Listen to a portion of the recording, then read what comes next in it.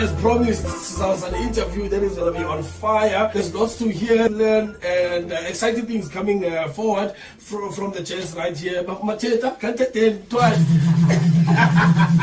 No, man. Thanks for having us on Drive Time Books FM. Yeah. I mean, you come a long way with the name, bro. That's where it actually started, you know. So yeah, it's good to be here, man. Nice, we good, bro. We good. Can't complain, you know. Yeah, of Marching course. on. Great stuff. And of course, as abantu because you take pride, like you mentioned, you take pride on the name. So being featured Quick Cooks FM, that alone speaks volumes. It's a collabo.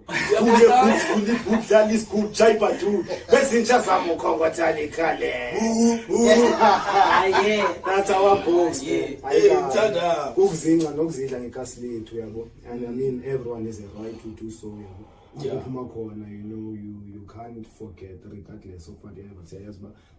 Sometimes the location disadvantages, but without these challenges, these obstacles, in case in the conj, we are fully aware but some of us, yes, as bands are very strong, and keep on marching on and to inspire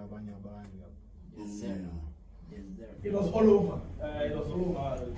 Technically, process and the inspiration in the Fumana. We started cooking the album during the mixtape days, which was better things within one.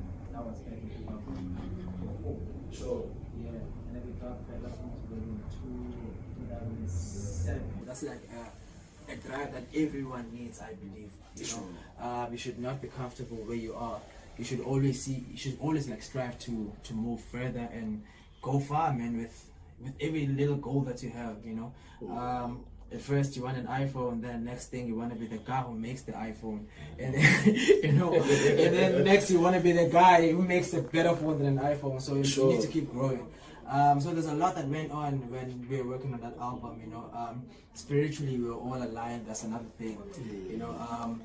We were young, that's another thing, you know, so the responsibilities were not as hectic as they are now. All we did was to go to studio, make sure that the music is intact, and then the rest was, we didn't really focus on the PR, the what, you know, everything was just organic.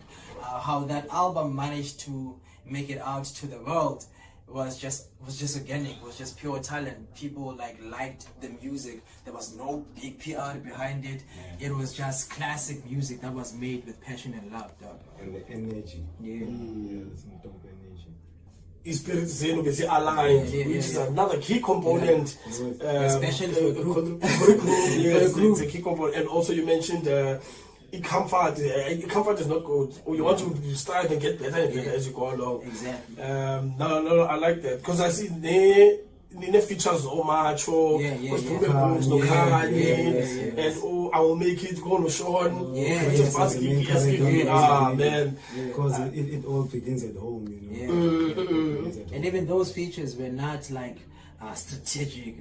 It was just love, though. You know, it was us putting our sisters and brothers on, you know, because And also another thing, besides when Lumkile location, and also abantu, I think abanye are not fully aware if that like Lumkile is part to be specific, and especially sibenza nge-vernacular mostly.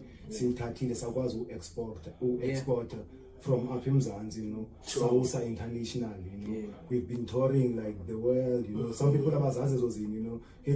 Sometimes abasibona as TV and so forth, but the content has been there ever since. We've never sathatha break, you know. We've been in Sweden, France, you know, doing big festivals. You're meeting your Onyana what's this guy from Nigeria? This Fela Kuto, Sean Kutis. Your Yusundos from Sweden, like your Alicia Keys, your Kendrick Lamars, you know, like we would like big facilities there, go online and search for the content. It was like go and I was sitting in the way, so we've been at it, you know, regardless, as we're saying, like we have our knocks, you know, kwi-industry endleleni yethu ijeni ibibhambi and now I that's think happening. it's also important not only to understand your brand, you know, and understand your brand. And you know, for a long time we didn't have like that kind of support, you know, with like someone who would volunteer to do our PR, our branding, and everything we've been doing since day one. Yeah, well, never really had a manager. I mean, everything was self-managed, like way, like literally we did everything ourselves.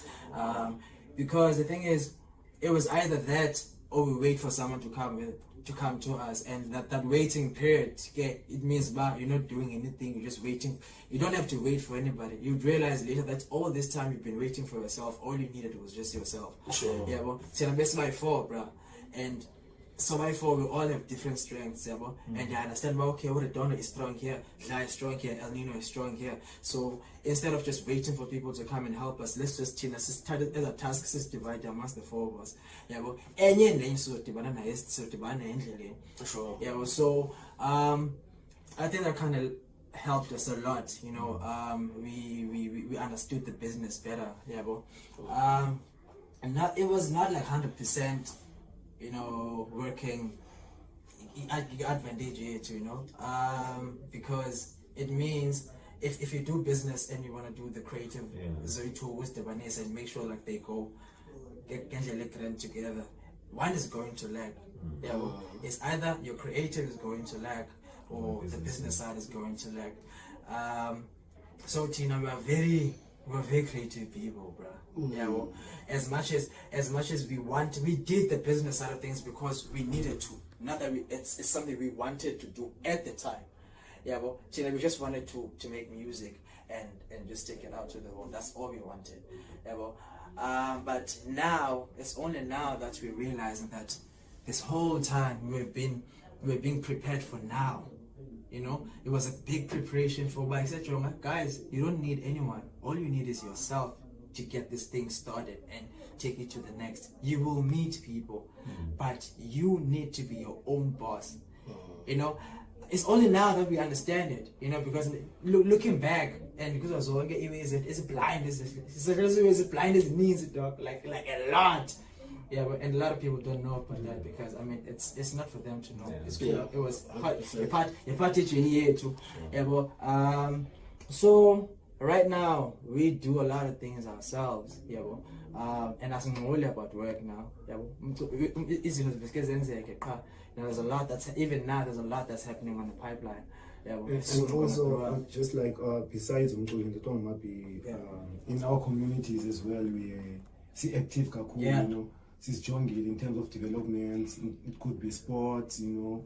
We go to juvenile centers, detention centers, we have workshops by means of sport. We have Vincent Java funky basketball. We come with music, you know, musical element, artistic element. We workshop them. We go to orphan age homes, you know, we assist with whatever.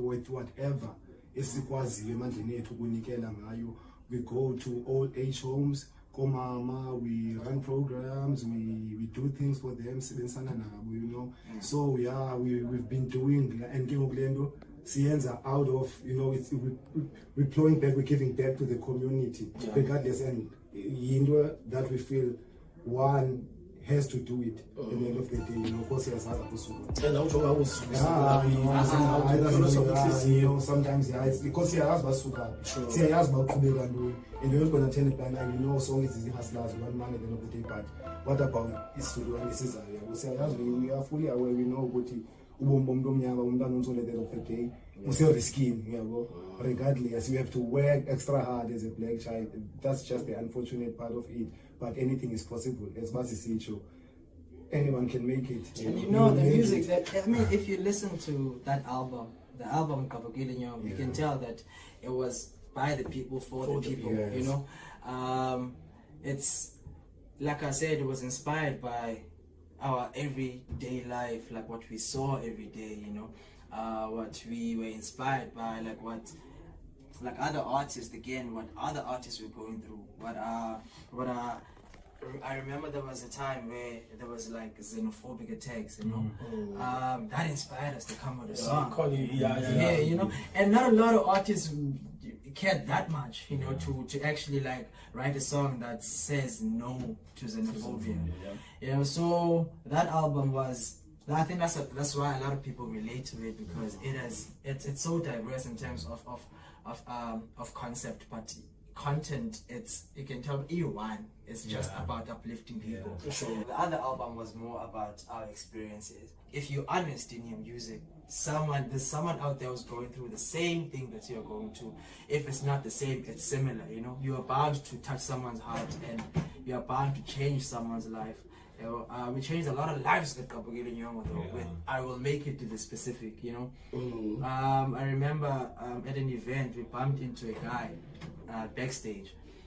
So dude comes to us and he's like, "Yo, gents, I just want to do something special for you guys." And I was like, "What's that?" He's like, "Wait, I'm coming back. Okay, cool. Can I buy you guys a bottle?" And I'm like, unfortunately, we don't drink. You know, it's like, no. I mean, like, there's like sentiments attached to what I'm about to do, but can I just go and get it? And I was like, cool. We went to go buy the bottle, and then and it was like, "Gents, I bought this bottle specifically. It's a journey walk." And it's like, I want you guys to keep walking. The reason why I want you guys to keep walking and never stop is because today I'm a chemical or what engineer, and it was all through listening to this one song from your album called I Will Make It.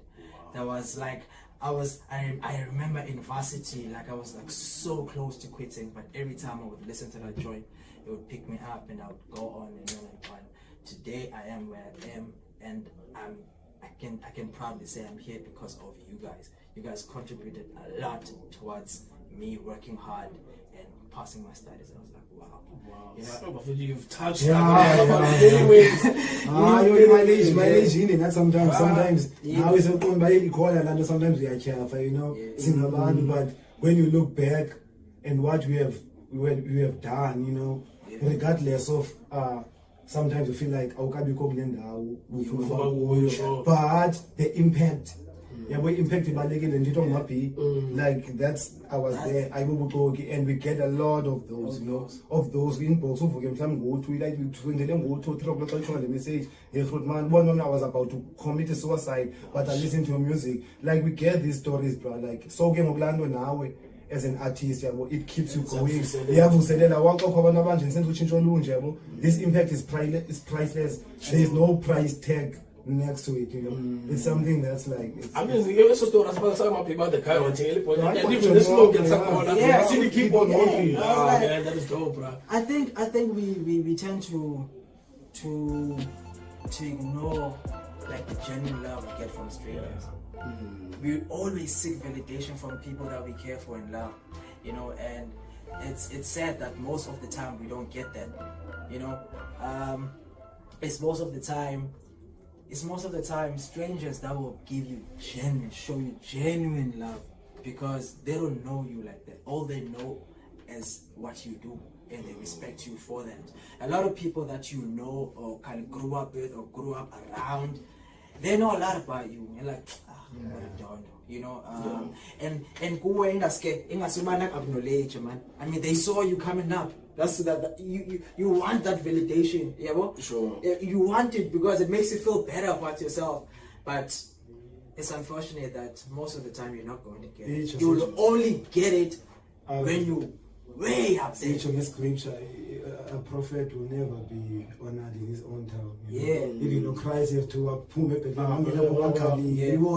so it's sad when you don't understand, and it kind of hurts one about interviews now.